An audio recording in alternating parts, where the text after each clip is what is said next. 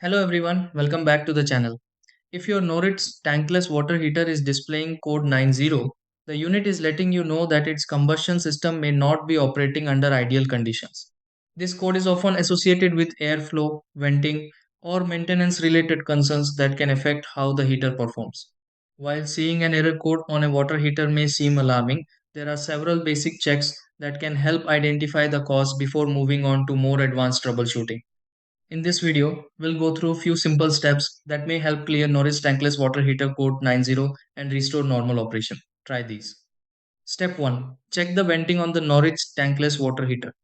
Step 2. Inspect air intake openings on the Norris tankless water heater. Step 3. Clean dust around the Norris tankless water heater. Step 4. Verify gas supply to the Norris tankless water heater. Step 5. Restart the Norris tankless water heater.